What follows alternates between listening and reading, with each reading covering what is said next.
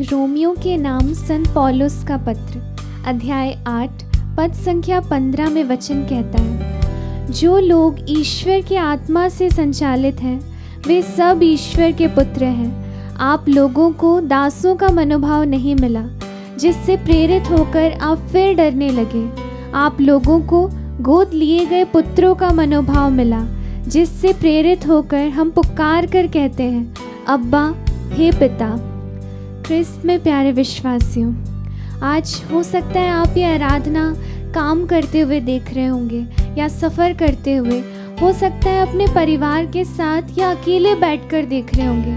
आइए हम कुछ क्षणों के लिए अपनी आँखों को बंद करें और उन सभी क्षणों के बारे में सोचें जब हमारे जीवन में बहुत ही खुशियों भरा अवसर था, जब हो सकता है हमारा जन्मदिन था या हो सकता है हमने एक बहुत खुश खबर पाई थी। हमने जब हमारे आसपास देखा होगा तो खुशी के समय हमने बहुत सारे लोगों को हमारे चारों तरफ पाया होगा, परंतु जब हम किसी दुख भरे समय में थे, जब हो सकता है हमारे पास पैसों की कमी थी, हो सकता है जब हम परीक्षा में फेल हो गए होंगे, हो सकता है हमने कोई बहुत बड़ी गलती की होगी, या हो सकता है कुछ बहुत ही ज़्यादा दुख देने वाला समय हो। हम जब उस समय अपने आसपास देखेंगे तो हम कुछ ही लोगों को अपने आसपास पाते हैं, या हो सकता है कई बार हम अपने आप को अकेला पाते हैं। परंतु यदि दास का मनोभाव रूपी पर्दा अपनी आँखों से हटाकर देखें तो हम उन सभी क्षणों में अपने प्रेमी पिता ईश्वर को हमारे बगल में खड़ा हुआ पाएंगे। जब प्रभु यीशु अपने शिष्यों को पिता से प्रार्थना करना सिखाते हैं तो वो ये नहीं कहते कि तुम ईश्वर को स्वामी अथवा मालिक कहकर पुकारो, वह कहते हैं कि तुम पुकार कर कहो, हे हमारे पिता तू जो स्वर्ग में है।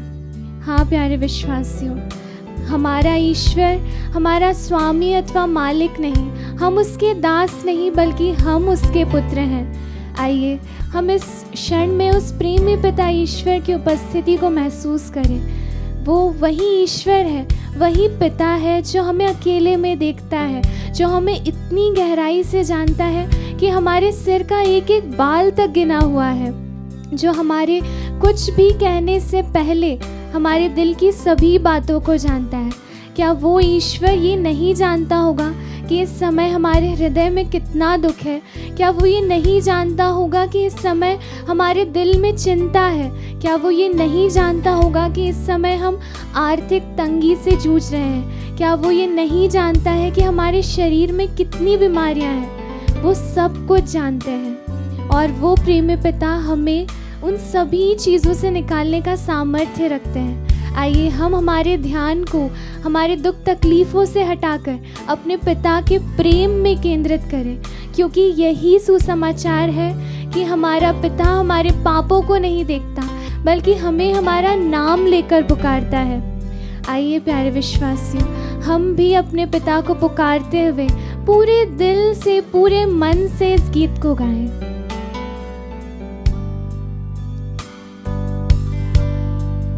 मेरा पिता है कामिल खुदा, धन्यवाद पिता। नजरे मेरी तुझ पर है पिता, है यही दुआ। मेरा पिता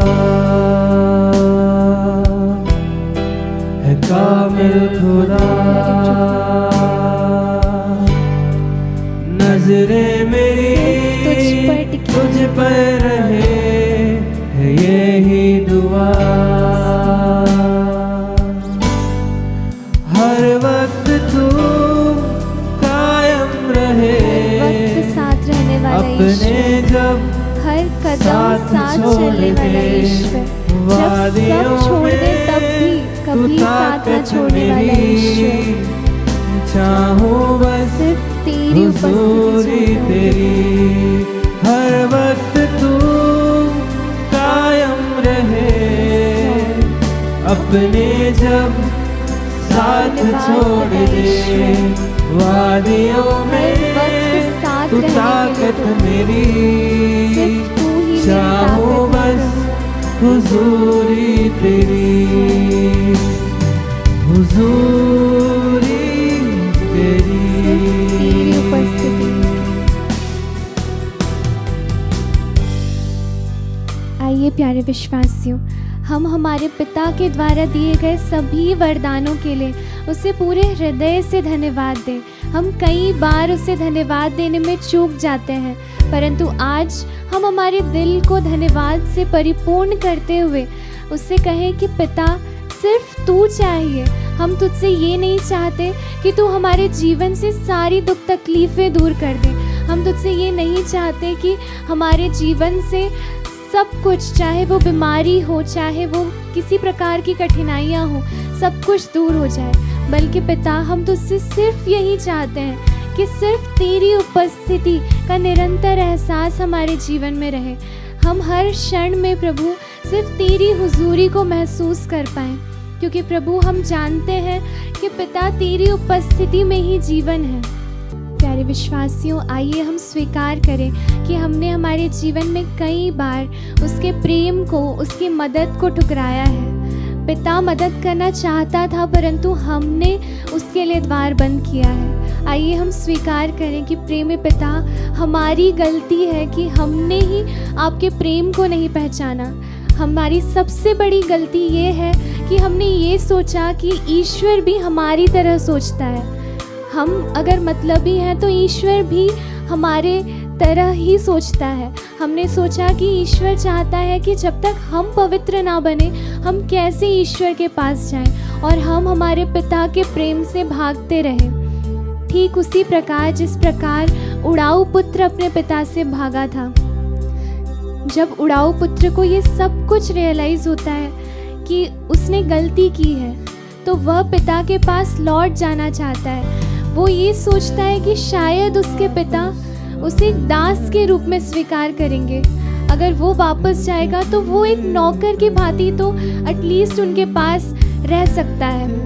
परंतु जब उनका पिता उसको देखता है और प्यार से गले लगाता है, तो उसकी आंखों से दास का मनोभाव हटता है, उसकी आंखों से पर्दा हटता है और वो अपने सामने एक पिता को खड़ा हुआ पाता है।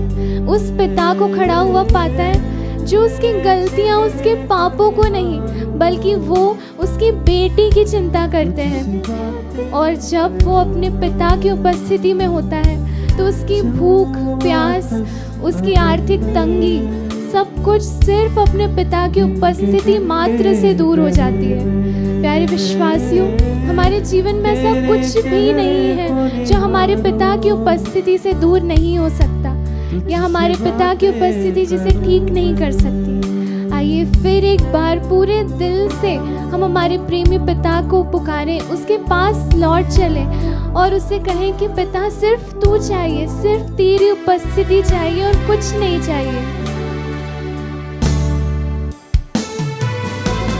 जाऊं वापस अदन में,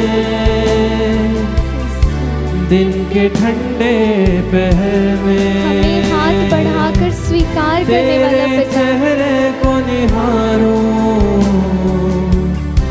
तुझसे बातें करूं मैं। जाऊं वापस अदन में, दिन के ठंडे पहर में, तेरे चेहरे को निहारूं,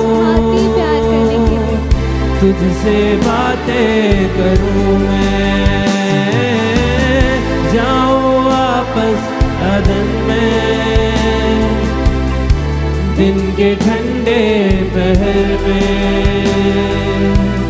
तेरे चेहरे को निहारूं, तुझसे बातें करूं मैं। हर वक्त तू कायम रहे, अपने जब साथ छोड़ दे, वादियों में तू ताकत मेरी, चाहो बस हुजूरी तेरी,